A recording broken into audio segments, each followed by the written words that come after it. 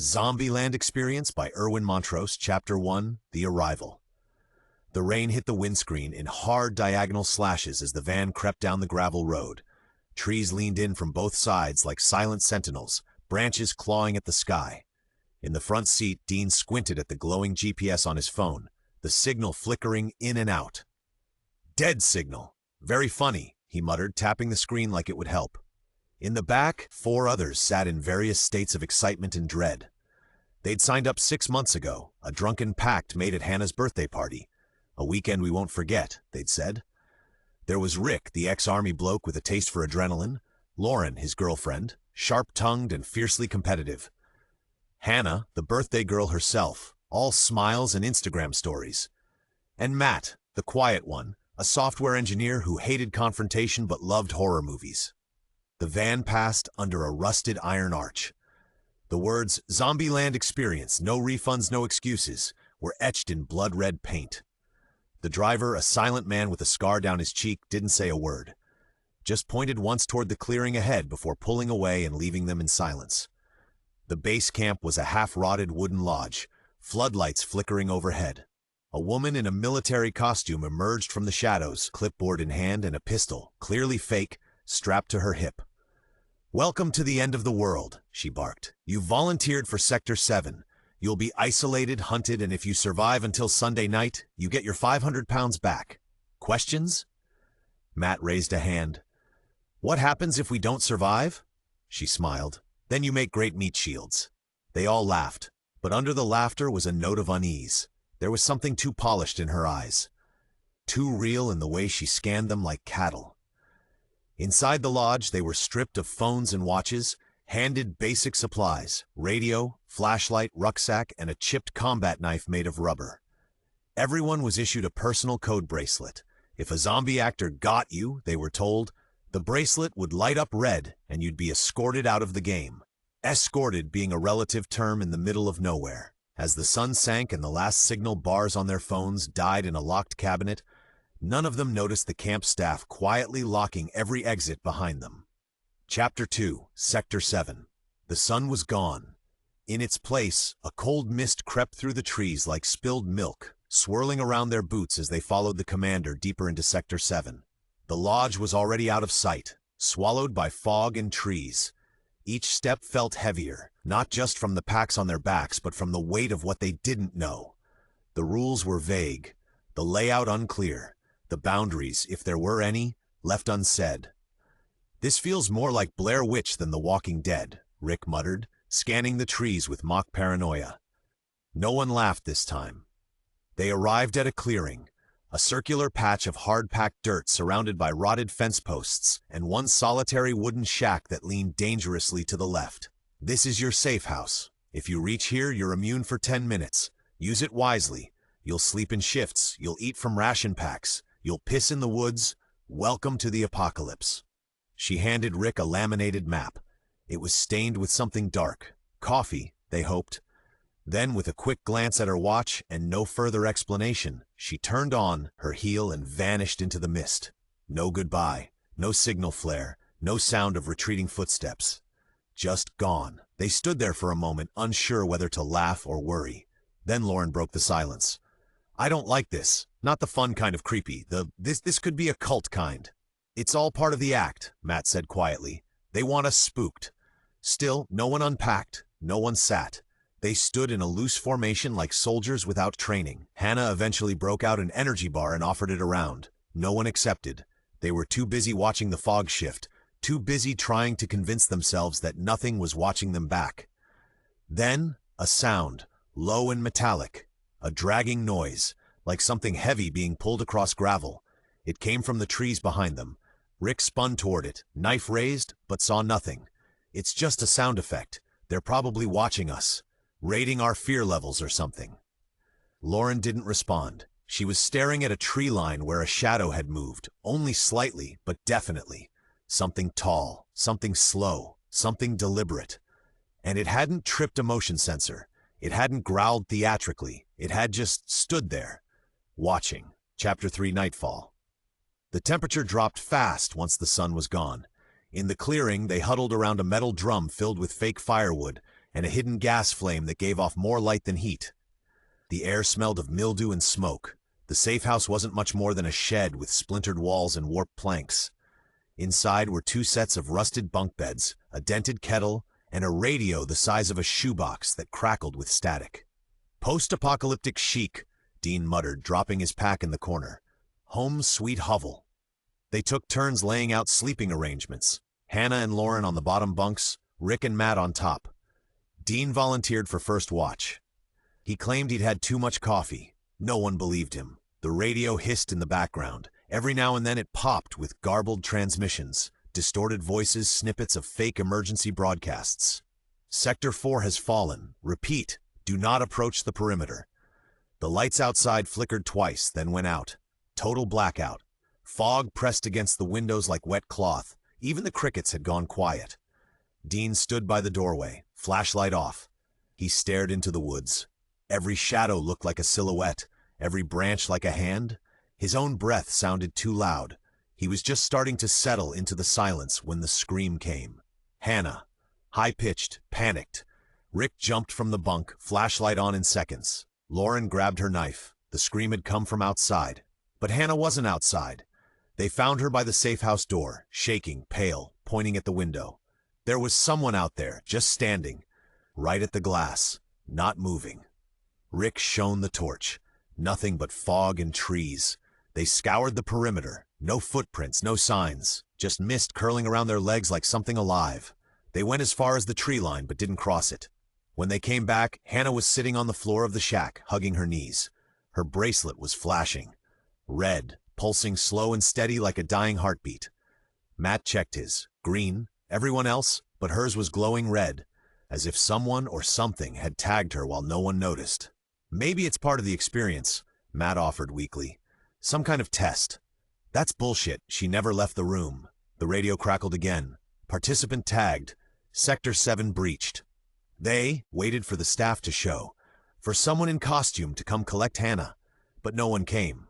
No one ever did. Chapter 4, Red Bracelet. Morning came without color. A gray, misty sky stretched overhead like a wet canvas, dripping silence. The group stirred slowly, stiff from sleeping on warped bunks and haunted dreams. The fake fire drum had died during the night. Rick was already up, kettle on the tiny camp stove. No one spoke much.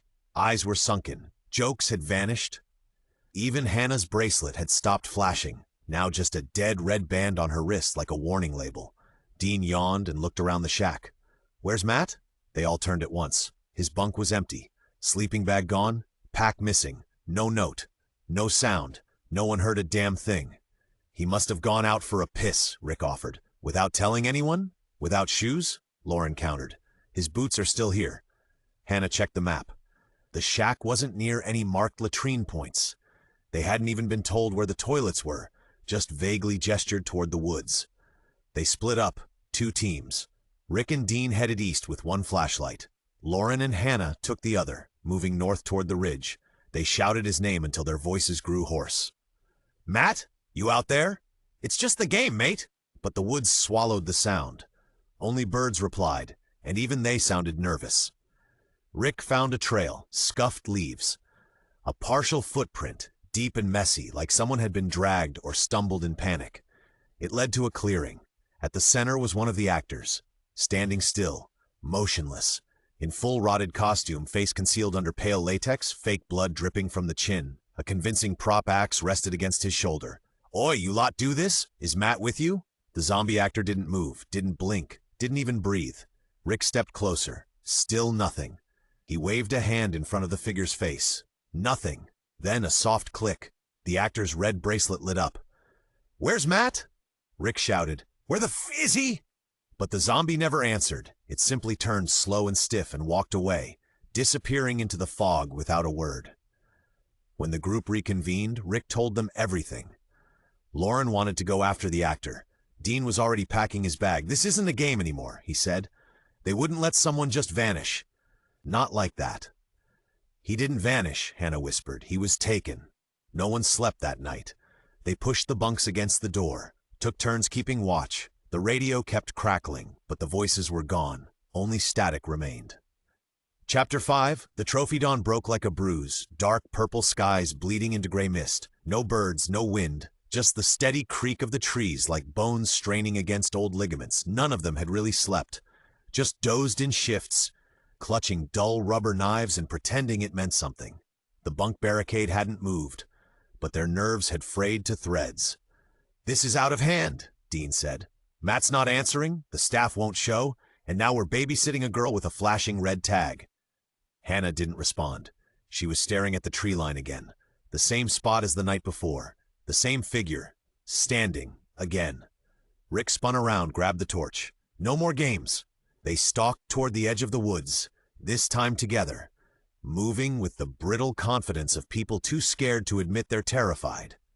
But the figure was gone by the time they reached the trees. Only fog remained, thick and wet. The ground, though, the ground had something new. Hanging from a low branch was a boot, one of Matt's, caked in mud, laces severed. The sock inside was stiff and stained dark. Beneath it, pinned to the tree trunk with a hunting knife, was a strip of fabric, camouflage, torn from the sleeve of his jacket. "That's not part of the experience," Rick muttered, eyes darting. Dean was already backing away. "Screw the refund. We walk, now." Lauren grabbed the fabric and pulled it free. Something dropped with a soft thud onto the damp forest floor. A human tooth. Too clean. No root. As if it had been extracted deliberately, then polished. None of them spoke for a long while. Then Hannah whispered something barely audible. "We're not playing a game." They turned back toward the shack in silence. But something followed them. Not footsteps. Just the feeling of being watched. Eyes in the branches, pressure on the back of the neck, air too still to be natural.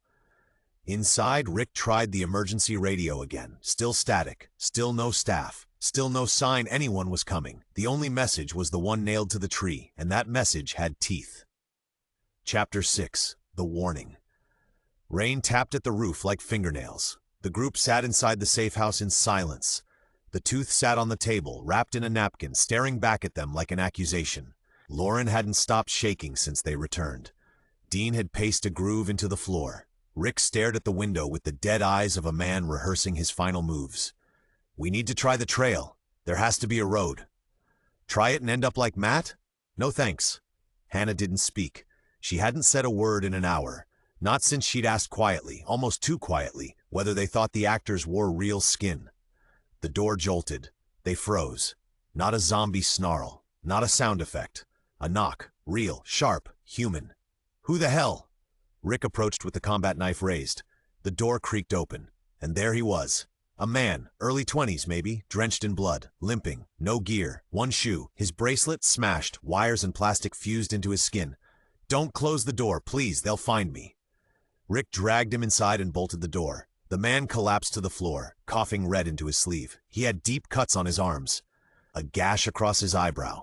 One eye was nearly swollen shut, but he was alive. "Jake, Group 3. We started on Friday." Rick knelt beside him. "There is no Group 3. We're the only ones out here." Jake coughed again. "No, there were 30 of us. We got split up. Night 1, 2 people were taken. Thought it was part of the show, but they never came back." His voice dropped, hoarse, barely above a whisper. "They wear the bracelets too. The actors. Some of them aren't actors. They're not playing." Dean backed away like the man was contagious. "What the hell does that mean? They killed Sarah, ripped her apart and filmed it. Her bracelet turned red and they cheered. I think someone's watching. This isn't a game." He reached into his pocket and pulled out a broken GoPro camera. The lens was shattered. Dried blood crusted the housing. Lauren took it without speaking. Behind her, the radio crackled again, one word this time. "Observe." And then silence. Chapter 7, Jake's story. Jake lay on the floor, half wrapped in a thermal blanket Hannah had found in the first aid kit. His lips were cracked, voice thin, but the terror in his eyes gave him strength. "We arrived Thursday night. Group 3. 12 of us, all randoms. No one knew each other. They said that was the point." Dean crouched nearby, tapping the broken GoPro in his palm. "You said there were 30 of you." "There were. Group 2 was already here, but we never saw them, just their stuff. Backpacks, some gear left in trees. Then we heard screaming." Lauren leaned against the wall, arms crossed tight. "What kind of screaming?" The real kind, not movie screams. We thought it was immersive acting. One guy even laughed, until we found pieces. He paused, eyes glassy, fingers twitching like he could still feel the forest on his skin. A woman named Clara, her hand, just the hand. Bracelet still on, it was flashing red. The room went silent again. Even the radio had stopped making noise. Just a soft hum beneath the floorboards, like breath. We ran. Some of us stayed, said it was just an effect. But I knew it wasn't. Something's wrong here. Rick interrupted. How did you survive? Jake looked up, eyes sunken and wet. I hid, under the old rail car near Sector 9. I watched two of them tear open Marcus. He didn't even scream. I think he was already unconscious. One had no mask, just a human face, painted no expression. No makeup? It was makeup, but not like stage paint, like something they'd done over time, stretched skin, no emotion, not even during the killing. Rick poured water into Jake's canteen and handed it to him. I waited until they left. I crawled through the drainage trench, cut my leg on rebar. That's when they saw me. But I ran. I didn't stop, not even when they called out. They knew my name. Dean stood slowly. How? I don't know, but it means we're not participants. Lauren looked at her bracelet. It blinked once, green. For now. Then what are we? Content. They weren't being hunted for sport. They were being broadcast. Chapter 8, Breach. The door was locked. The bunk beds were still braced against it, but the air inside had shifted, tighter, denser, like the walls themselves were closing in. Jake had passed out on the floor. His pulse was weak but steady. The others huddled around the table, eating dry rations they couldn't taste, and watching their bracelets flash green every 15 seconds. They're watching us, Rick muttered. Somewhere. Every second. Lauren peeled back the casing on the broken GoPro, scanning the internal chip. Whatever footage it held, if any, might be the only proof they had. We need to find where the signals are going.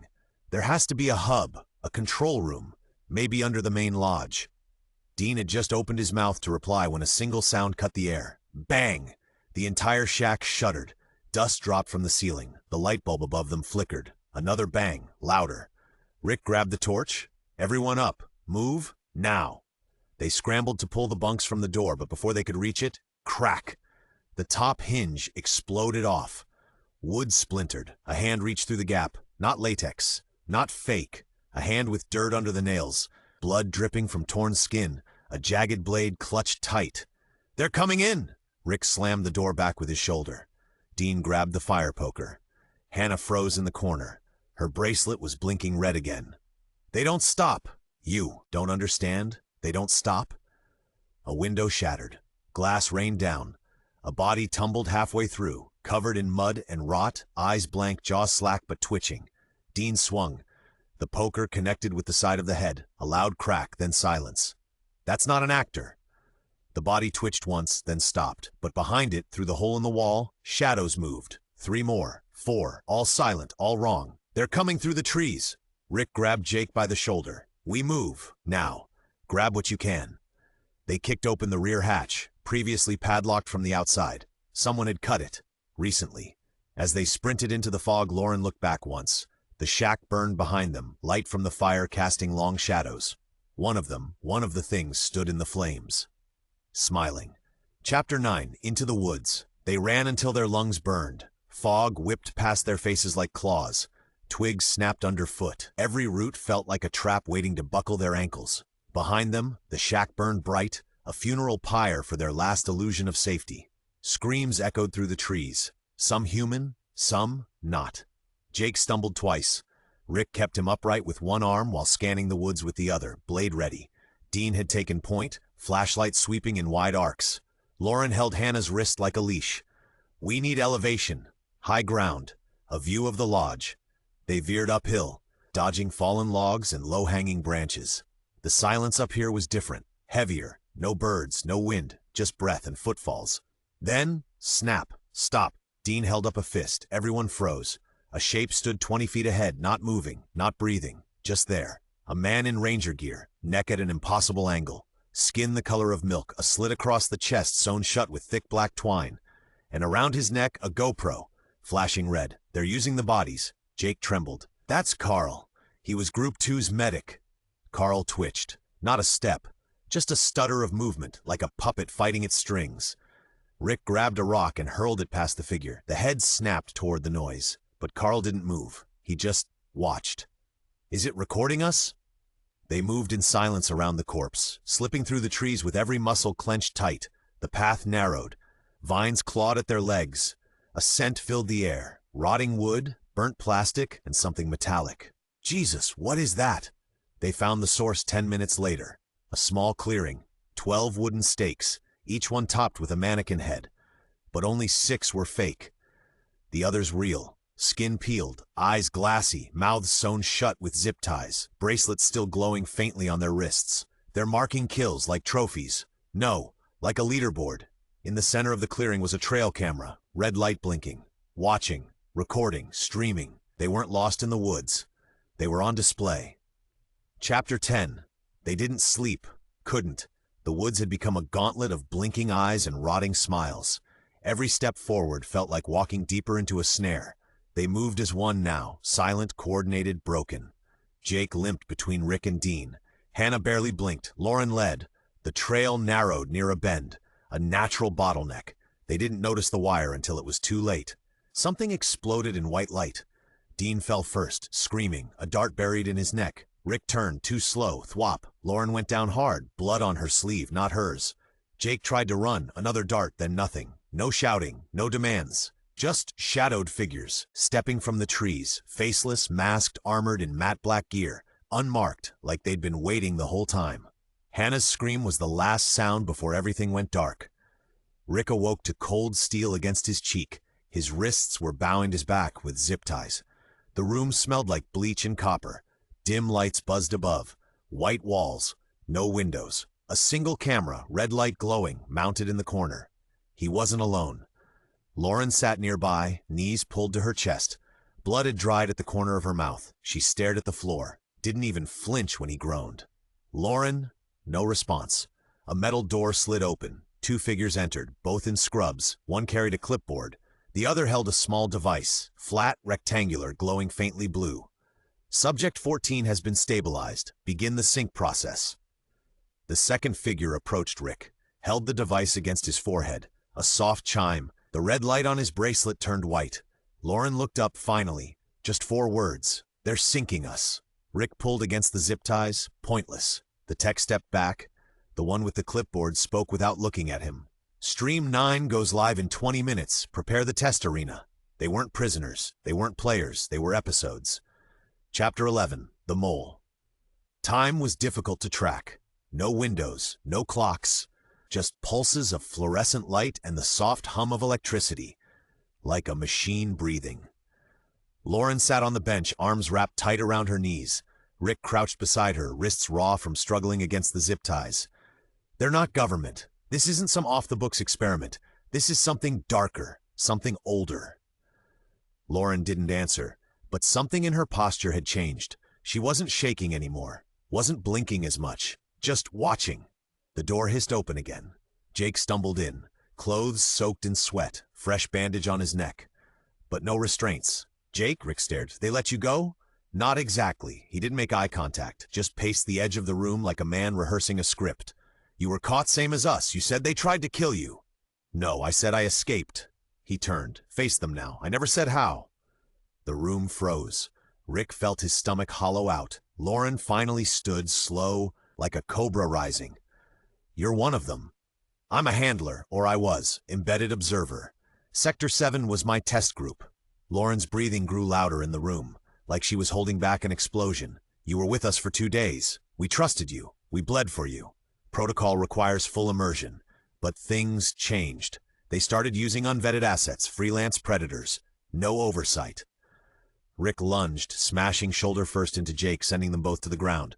The camera blinked rapidly. Red, red, red. A siren blared. Warning, participant aggression detected. Isolate cell. The walls shifted. One panel slid open. Gas hissed into the room. Rick coughed hard, eyes watering. Lauren screamed and slammed her fists against the steel. Jake stood calmly amid the chaos, eyes closed. They're watching, always watching. As Rick blacked out, one last thought burned in his mind like acid. They'd never stood a chance, not with him on the inside. Chapter 12. Arena. Rick's first sensation was cold. Not the sharp chill of air conditioning, but the wet, suffocating cold of concrete soaked through with old blood. He blinked once, twice. Above him, floodlights, pale, blinding, caged behind thick mesh. No sky, no stars, just steel. His arms were free, but his bracelet blinked white. Fast, a steady metronomic pulse like a countdown. The room, no, the arena, was a circle. High walls of rusted metal, camera pods nestled in the corners, barbed wire ringed the top.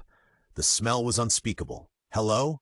His voice bounced back, weak, meaningless. In the center of the arena sat a folding table. On it, a knife, a revolver with a single round, and a white envelope.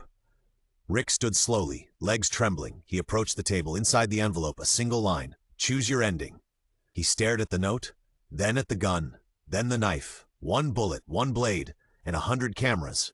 He wasn't alone. Movement from the far wall. A gate slid open. Steam hissed out in thick jets, and out stepped a figure. Not a zombie, not an actor. A man in a tattered participant uniform. Eyes blank, mouth stitched, skin pale. Oh God, or what used to be Matt. He walked with a limp. One arm hung useless. His face was torn, disfigured, worked on, modified. Rick stepped back from the table. Matt kept coming. No expression, no hesitation. Rick grabbed the knife, dropped the gun. His hands were shaking too badly to aim. The lights above pulsed red.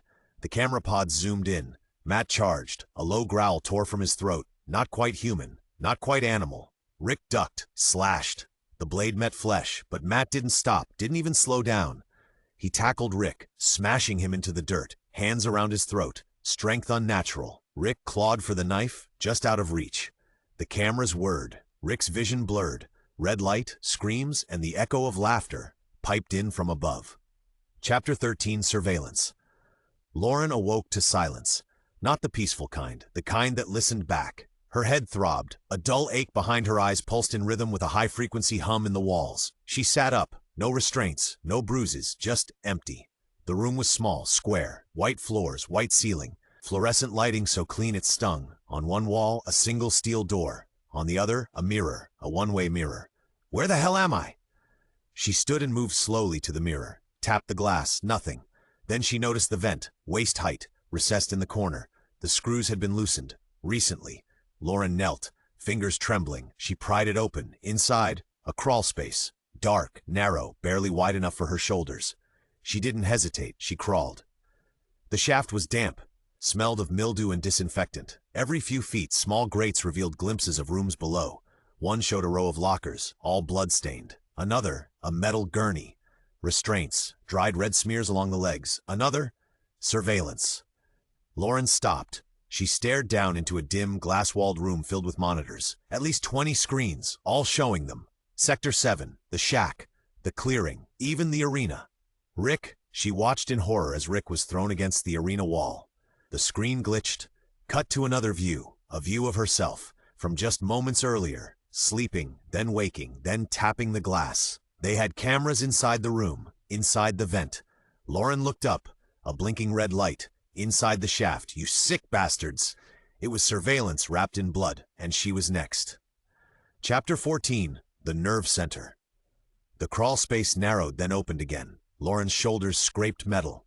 Her breath echoed in the confined dark. Each foot forward brought her deeper into the complex, deeper into whatever this was. She passed more vents, more windows into horror. One room held cages, some open, some not. Another had a row of jumpsuits, still wet, hung like meat. Then the hum changed, less mechanical, more alive, a rhythm, pulsing like breathing.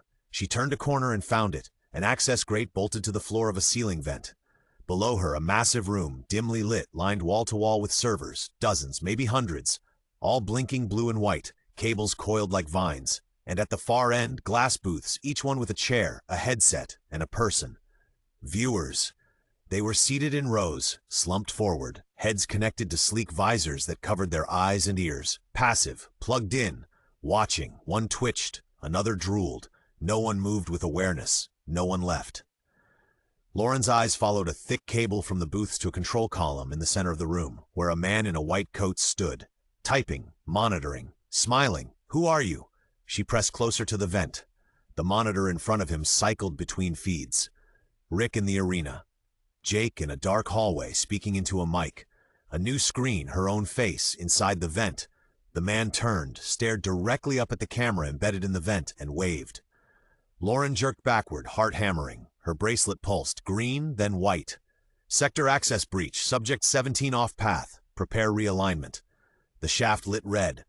Sirens began. Steam hissed from vents ahead. The floor under her hands vibrated. They knew she was coming, and they weren't trying to stop her. They were guiding her. Chapter 15, the evidence room. Lauren crawled like the shaft was on fire.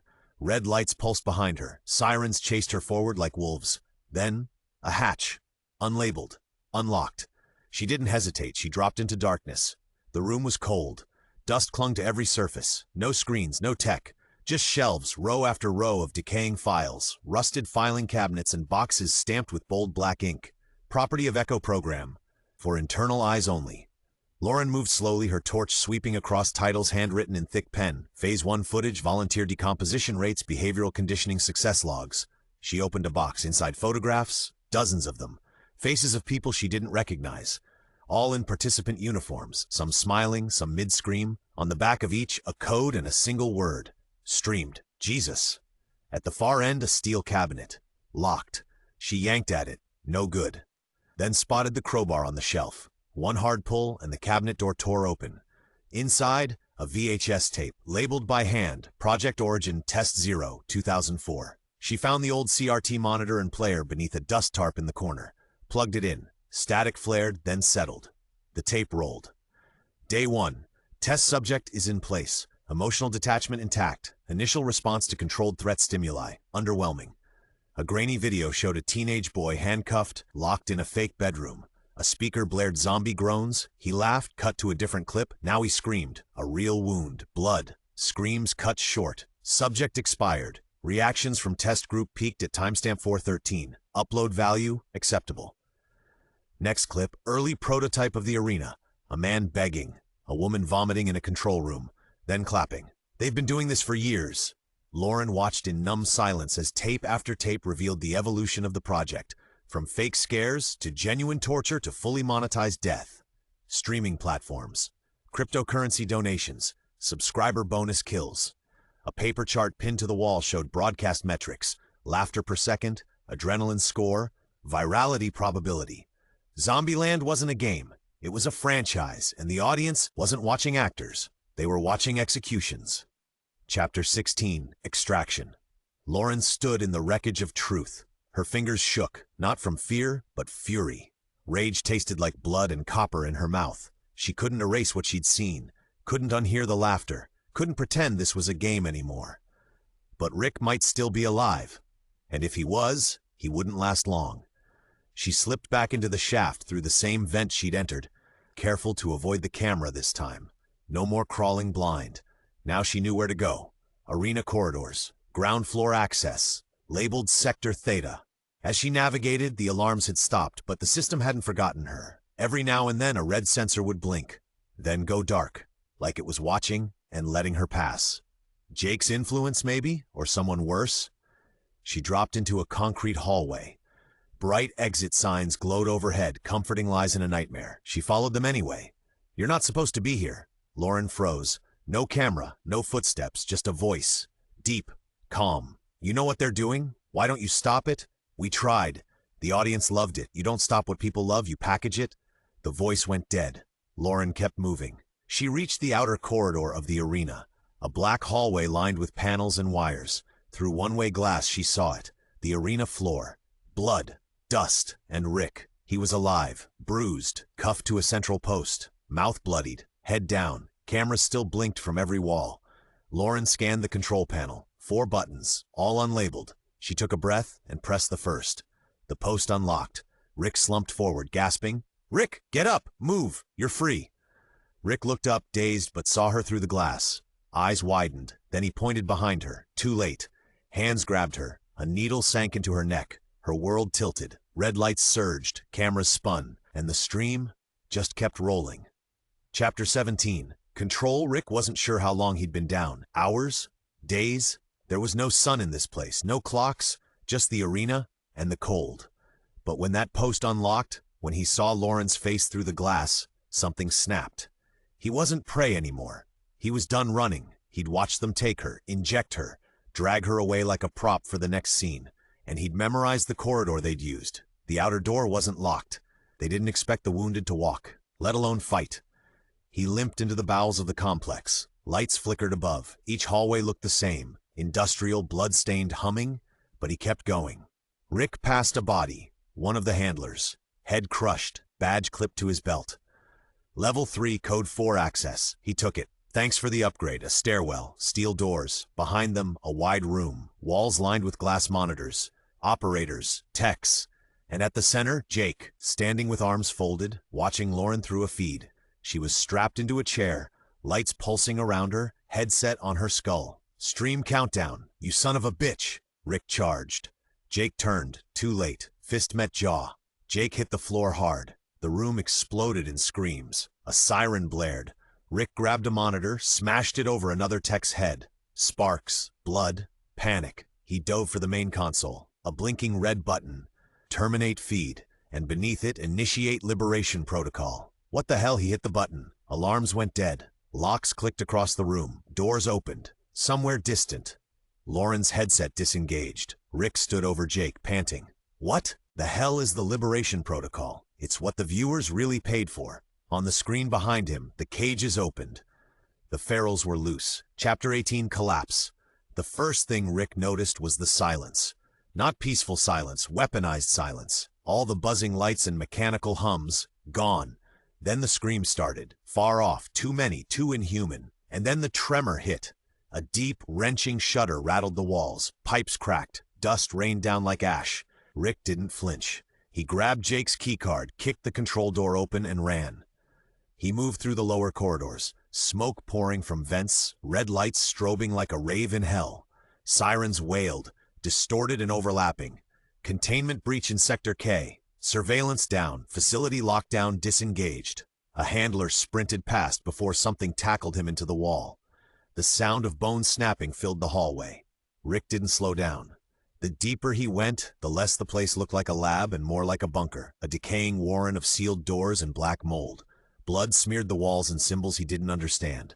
One door read, Edition 1 Archived Participants. It pulsed. Something scratched from inside. Nope. He pushed on, following the glowing white stripes painted along the floor. Admin Pathway Observation Core. A map flickered on a nearby wall panel. Subject 17. Relocation in progress. Location? Processing Chamber B7 Lauren. Rick rounded a corner and found the corridor ripped open. Cages had collapsed, metal twisted outward. Blood pooled thick and sticky across the floor tiles. He stepped over a torn jumpsuit, no body.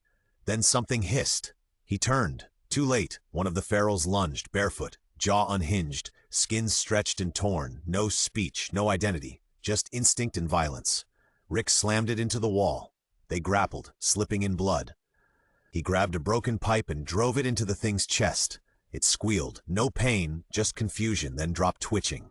Rick backed away, shaking. Not human, not anymore. He reached the stairwell. B7 marked in faded paint. Smoke curled up through the vents. Sprinklers hissed uselessly overhead. The door to B7 was sealed, but it had a keypad. Rick swiped the stolen access card. Access granted. Inside, rows of gurneys, empty restraints, tubes hanging loose. Half the lights shattered. In the far corner, movement. A shape, Lauren, stumbling, awake, alone. She turned toward him, eyes wide. You came back. I always would. Behind them, the steel door groaned again. Something else had followed. Chapter 19, Breakout. Rick grabbed Lauren's hand. She was trembling but conscious, eyes darting, pulse racing. The weight of every horror they'd survived etched across her face. We're leaving. Now! They moved together, fast. The corridor behind them echoed with dragging footsteps. Wet, uneven. Something was coming. A door swung open ahead, one of the upper exits. Faint daylight spilled through the cracks. Daylight! They hadn't seen real light in days. Is that? Move. They climbed up crumbling metal stairs, past blood-slicked railings and severed cables that sparked with dying energy. The building above them shook. One of the walls gave way, revealing a concrete shaft lined with twisted rebar. The floor beneath them dropped an inch. They burst into a loading dock. Crates overturned, bullet casings scattered across the floor. A forklift sat rusting in the corner. Beyond it, an exit door. Propped open, sunlight beyond. They ran. A figure appeared. Jake, bloodied, smiling, still standing, a pistol in his hand. "I told them you were stubborn. I told them. You were one of us. I was always above you." Rick stepped forward. Jake raised the gun. Bang! Jake fell. Behind him, one of the ferals, torn, wild-eyed, and smiling. It collapsed beside him, still twitching. "Even your pets are tired of you." Rick and Lauren stumbled into the sun. Real air, real trees. The perimeter fence loomed ahead, twisted in places, holes burned through by explosions deep underground. Smoke billowed behind them. They didn't speak. They just ran, through the trees, over cracked hills, until the sound of sirens and screams faded behind them. They didn't know if help was out there, but they knew one thing. They were alive, and the world needed to know what really happened inside Zombieland. Epilogue, Stream Reboot. 3 days later, a military chopper lifted Rick and Lauren from the wilderness. No questions were asked, no explanations offered, just needles, silence, and clinical smiles. They were taken to a secure debrief site. White walls, no clocks, no windows, just a camera in every corner. They said we're safe. That's what they said before. But the nurses here smiled too wide. The guards wore unmarked uniforms, and Rick noticed the cameras had no wires. They weren't connected to anything, except each other. That night in his room, Rick heard a hum, soft, familiar. His bracelet, he still wore it, blinked once, green, then red, then white. "Welcome, streamer. Your session is about to begin." "No." A figure sipped coffee and leaned back in a leather chair. Monitors lined the wall, dozens of feeds. Rick, Lauren, others. They always run, but they always come back. Stream 10, rebooting status, live the end. Thank you for listening. Please subscribe, ring the bell, and tell your friends about my listening library.